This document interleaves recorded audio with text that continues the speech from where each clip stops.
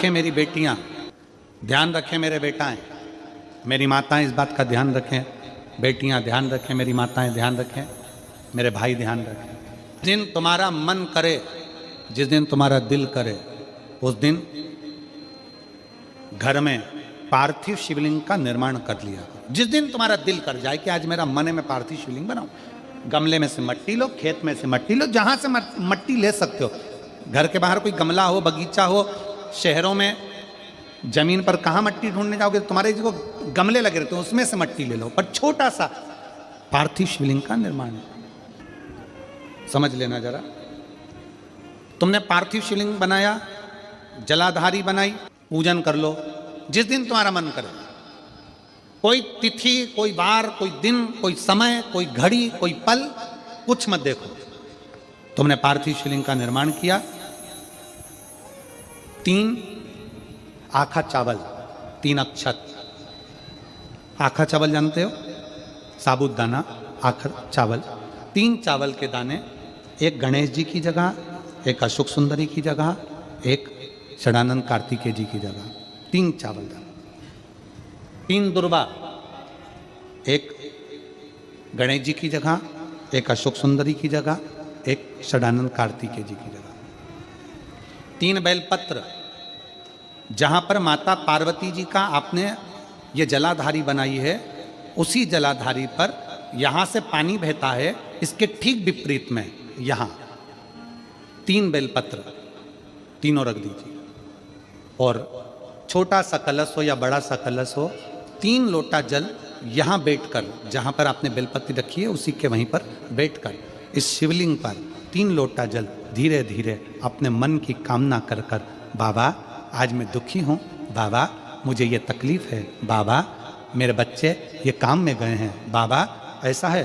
3 लोटा जल बाबा को धीरे धीरे अपने भाव कहकर, फिर तुम्हारे पास में जो पूजन का सामान हो वो चढ़ाकर बाबा की आरती कर कर दिया लगा दो।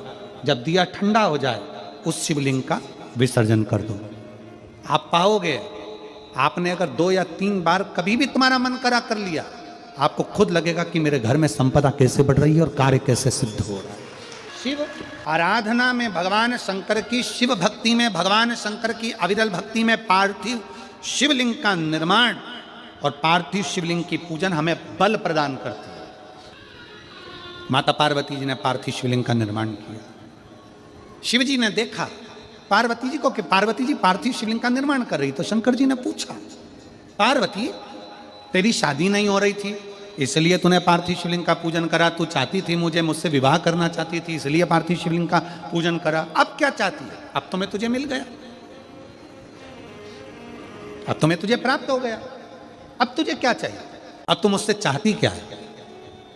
पार्वती जी ने हाथ जोड़कर भोलेनाथ जी से विनय करा, अब मुझे कुछ नहीं चाहिए, बस इतना चाहिए कि मैं कैलाश पर रहूं या शमशान में रहूं, जहां भी रहूं मेरे हृदय में कभी भी दुख ना हो, मैं प्रसन्न होकर अपनी जिंदगी को आपकी सेवा करते करते निकाल दूं।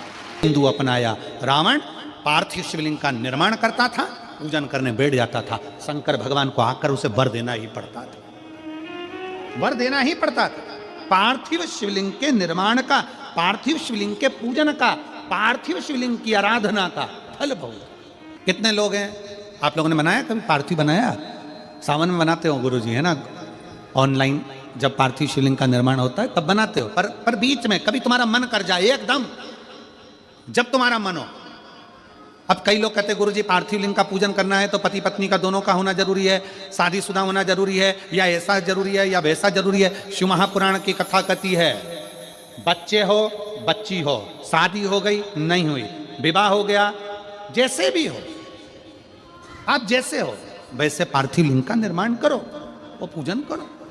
पार्थिव लिंग निर्माण कर, पार्थिव लिंग पूजन का भी फल है। इसमें जब लड़की घर में आती है शादी कर कर, बहू जब आती है तो प्रथमता में गोरानी होती है, गोरनी सुहागिन होती है।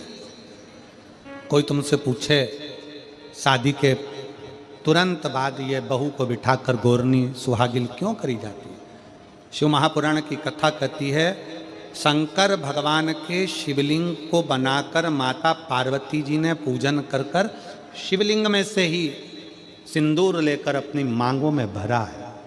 आज भी सुहागिन में, गौरनी में ऐसा बनाया जाता है और उसके अंदर सिंदूरा दिया जाता है। उस सिंदूर को लोग अपने मांग में भरते हैं। इधर भरते कि नहीं भरते वो हमें नहीं मालूम, भरते हैं इधर भी, ठीक, आज भी भरते हैं। कई लोग कहते हैं वो गौरनी है, कोई कहता है वो सुहागिन है, कोई कहता है वो गौरानी है।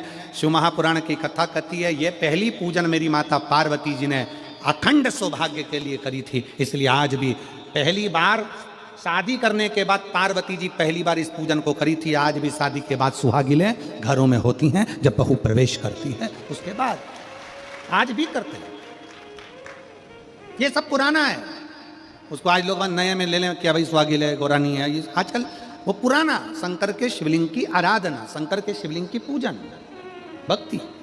जब पार्थिव लिंग का निर्माण किया जाता है, पार्थिव शिवलिंग को जब बनाया जाता है तो पार्थिव शिवलिंग का एक नियम है, आप उसका स्मरण जरूर करना। जैसे ये थाली है,